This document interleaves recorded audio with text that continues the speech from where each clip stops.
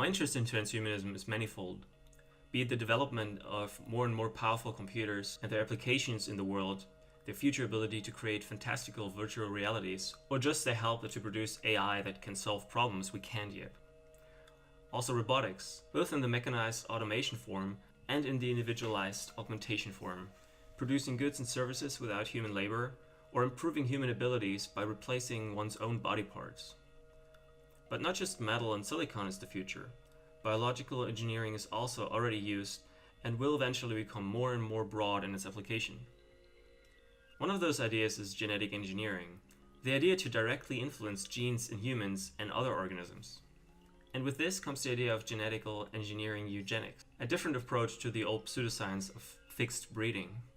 We already improve crops and non-human animals thanks to modern genetical manipulation. But I suspect in the future this will become more and more detailed, precise, and eventually perfectionate, where you can pinpoint specific genes which have outcomes that are either wanted or not, and then either removed or added to the organism. This would also include humans. I call this idea the designer baby. Imagine a family in the future about to decide to give birth to a child. Thanks to modern technology, all their preferences and wishes can be actualized. Even things they aren't aware of can be fixed, like inherited diseases the parents might carry. And not just that, you could straight up improve humanity's DNA by introducing immunities to diseases we now suffer from, by improving body functions as if we were designed to live on this planet, and not just evolved to live on it long enough. Height, body weight, physical and mental abilities, age, youth, health, could all be designed to be as optimal as possible. I understand some might find this idea disgusting or outright offensive, though humanity's history is that of the struggle for self-improvement, to overcome suffering and achieve happiness. Regardless, I see such technology as also incredibly dangerous, but only under certain circumstances. One of those would be the monetary market economy with wealth inequality. Suddenly the designer baby becomes a weapon for the elites to utterly suppress the lower classes and create a dystopian nightmare. It could go like this. A company offers designer babies to people who are willing to pay for it. Let's say there's a variety of different ways that you can manipulate the offspring in different price categories. The super expansive ones would be a total design to create basically a superhuman, an Übermensch, genetically superior to all of us. Such a baby could only be afforded by the super rich.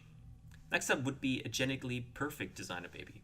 Not superhuman, just flawless. Wealthy people were able to afford this. For the middle class or upper middle class, small genetic manipulations could be sold, possibly genetic diseases removed, and specific preferences like sex and body complexities could be designed for. And then of course there are those who cannot afford it and just have babies the normal way we do have right now. But there's also a different idea, the darkest side of all of this, the slave human.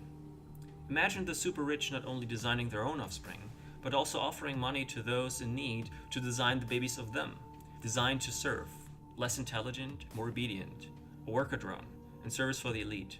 This could be used as private soldiers, police or security, used to make sure profits by workers aren't claimed by the working class, because the work is done by the drone-like humans, removing the working class out of the system, rendering them poor, defenseless, and the new target for this exploitation. Now we have a society which is not just divided into classes, but literally species. The superhumans, the perfect ones, the improved ones, the ordinaries and the slaves. A true sci-fi horror nightmare. At least it sounds like one. But it's not far-fetched. A society which could achieve such feats, but doesn't make them accessible to everyone, will necessarily create this outcome. And once it starts, it won't take long before you can't stop it anymore. How could a normal human compete with a super intelligent, athletic, super healthy, long-living Übermensch?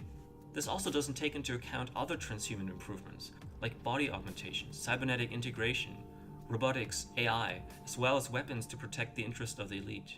Transhumanism, without universal access to all people, can only lead to a total disaster, a complete and utter tyranny of the rich and influential, of the poor and exploited. It won't take long before everyone in between this gradient of social inequality vanishes completely, and we'll have only a small elite at the top, suppressing a huge mass of subjugated humans. This is one of the ideas that I have been thinking about a lot, and one of the many reasons I oppose the market economy, the monetary exchange system, the differential access to goods and services we have right now.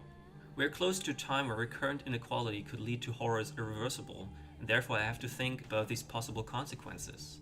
In the past, inequality was never as big as a problem as it will be in the future. Kings and warlords died just as anyone else. They got sick, poisoned, froze to death in winter, or just died of old age.